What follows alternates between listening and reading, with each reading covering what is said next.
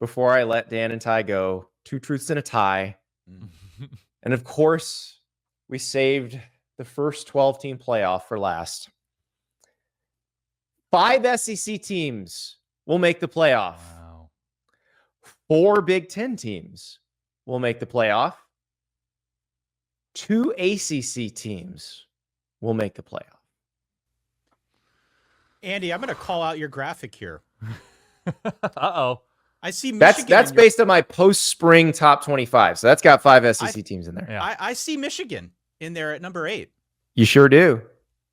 Michigan is not making this playoff. Oh, They are not making this Clip playoff. that, River. Clip it. This is me saying that 4 Big Ten teams are not making this playoff. All right. Go back to what I said before. I'm on Miami. I'm on Clemson out of the ACC. I think it's possible. We got 2. Okay. I think it's possible we get 5 SEC teams sneaking into the playoff. That 5th team is who? Probably LSU or Tennessee, a team Missouri, of that ilk. somebody. Yeah. Somebody, right? What I don't see, though, is the 4th team from the Big Ten making it in. When we talked through our Big Ten preview on our show, and we did our contender tiers, and I'm sure you've done this as well, there's a pretty good drop-off after you go through Ohio State and Oregon and Penn State and Michigan. Those are your top 4. The next best are probably USC, who we talked about USC. Are they going to finish over Iowa 500? schedule. Yeah. Or Iowa, right? Yeah. But this one's the lie for me because I don't think Michigan is getting in. Not with Texas on the schedule, not with Oregon on the schedule, not with Ohio State on the schedule. I think all 3 of those teams are better than Michigan. Michigan will be very good. They will have a very good defense. They will find a way to win a bunch of games. But I think we start the conversation at 9-3 given that schedule. And I don't think 9-3 is getting you in the playoff. So mark me down as 4 Big Ten teams making the playoff as my lie. I think it's the 5 SEC one. I think because the SEC, I mean, look, all of these conferences at this moment are wide open, but there is something, this is the cynical part of my brain for sure. But the narrative after the playoff selection last year was that the playoff is rigged for the SEC specifically, right? That Florida State doesn't make it in and everything is rigged for the SEC. I don't think that's true.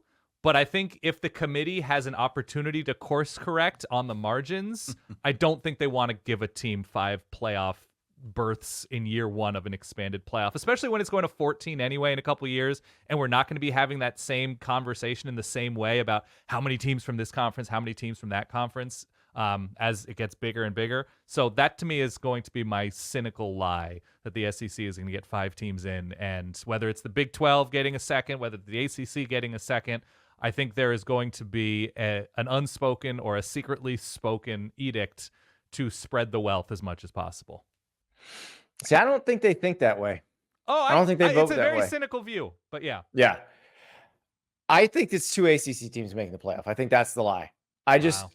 They are stronger at the top. Like, I can see that over 2 Big 12 teams because I can see it being Florida State, Miami, Florida State, Clemson, Miami, NC State, Florida State, however you want to divvy it up. I can see that it being a fairly top-heavy league that may have 2 teams that get the ACC championship game and they're both 11-1, or one's 11-1, one's 10-2, and the 10-2 team wins, getting the automatic bid, and the 11-1 team is an at-large, or the 11-2 team is an at-large.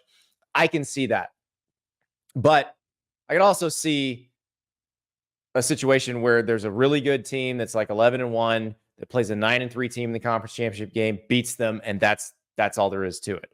Right. So we'll find out. But I think it's the 2 ACC teams making the playoff is the lie, the tie, if you will. Mm-hmm. Very confusing. Gentlemen, this has been wonderful. Oh, pleasure is all ours.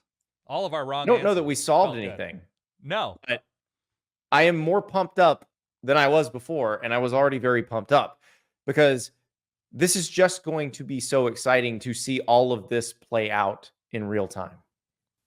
My brain is scrambled, and the season hasn't even started yet, thinking about different possibilities and combinations of teams that I have to be thinking about all of the time. So this is a really good primer. Thank you. I went through when you sent these questions to us a little bit in advance, Andy, and in the notes app on my phone, I was trying to jot down who my 12 playoff teams are going to be, you know, with the knowledge of the rules and who gets in and who doesn't. And I kept coming up with 14 And just when I thought I had 12, I was like, oh, I still have 13. It's really Yep. hard to get, like, we know generally who the teams are that are going to be part of this conversation, but I would encourage everybody out there to go do the same thing on your phone, open up the Notes app and try to list out the 12. It's a little bit harder as you get towards the bottom than you'd think. Do the Ralph Russo game. So he sent this to me last week when the AP poll came out, and it's fascinating because it's based on, the last 10 years of college football playoff final rankings versus the AP preseason poll. The best way to figure it out based on how these things have shaken out through the years is you take 4 of the 5 AP preseason top 25, 2 from 6 through 10, 2 from 11 through 20, 1 from 1 from 21 through 25, and 3 unranked.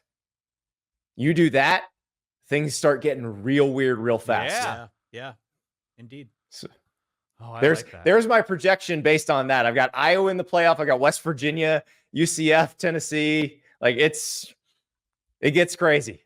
Wouldn't that be awesome though to have a UCF in the playoffs, right? It'd be amazing. After years of trying to shoulder their way into the power conference conversation to get in, then to get, hey, who knows? Stranger things have happened, and we know the Big 12 is wide open. So I'm not rooting against. I don't think it's likely, but I think just the possibility that we're talking about teams like UCF, App State, like schools that typically are not part of this conversation, now being part of it, I think Notre that in Dame. and of itself, Notre Dame.